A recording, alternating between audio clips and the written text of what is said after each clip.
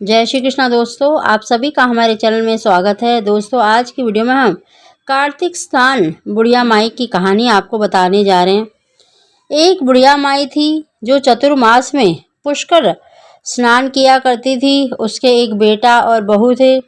बहू सास को बिल्कुल भी पसंद नहीं करती थी। सास ने बहू को फलाहार बनाने के लिए कहा तो बहू ने खाली टिफिन ही रख दिया। बेटा माँ को पहुँचाने के लिए पुष्कर गया।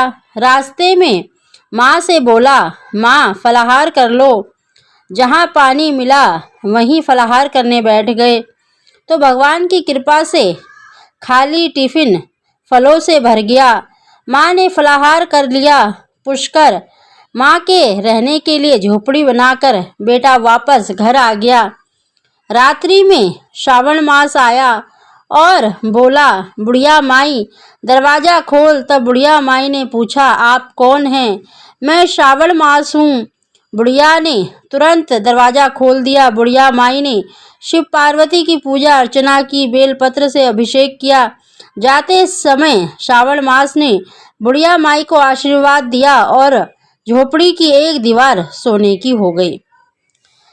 भाद्रपद मास आया, उसने भी दरवाज़ा खोलने को कहा। बुढ़िया माई ने दरवाज़ा खोला। सत्तू बनाकर कजरी तीज मनाई। भाद्रपद मास में बुढ़िया माई को आशीर्वाद दिया और झोपड़ी की दूसरी दीवार भी सोने की हो गई।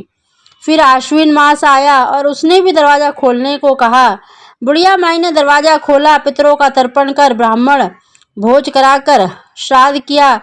नव रात्रि में माँ दुर्गा को अखंड ज्योत जलाकर प्रसन्न किया। सत्य की विजय दिवस के रूप में बुराई का अंत की खुशी में दशहरा मनाया।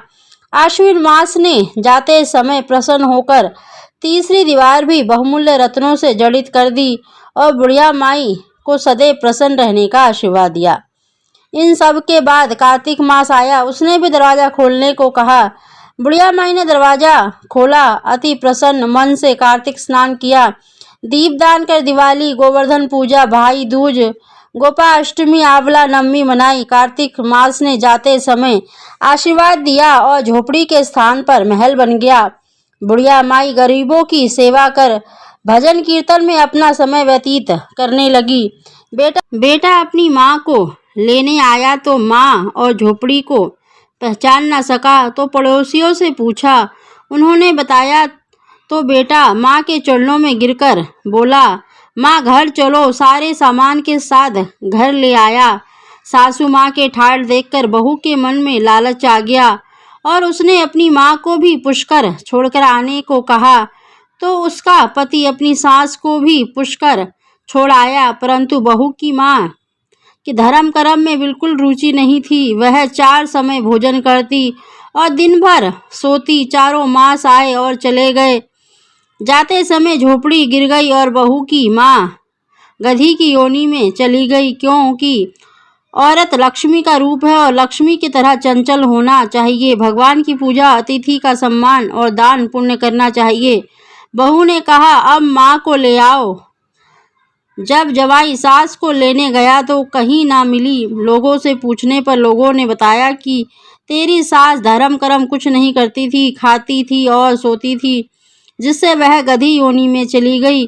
जवाई गधी योनि सास को बांधकर घर ले आया।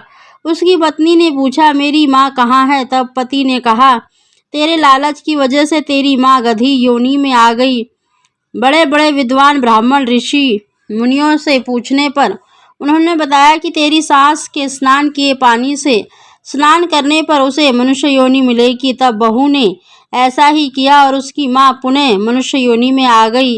हे राधा दामोदर भगवान, जैसा बुढ़िया माई को दिया वैसा सबको देना। कहने वाले, सुनने वाले और हुंकार भरने वाले सभी की मनोकामना पूरी करना। बोलिए कार्तिक मास की जय।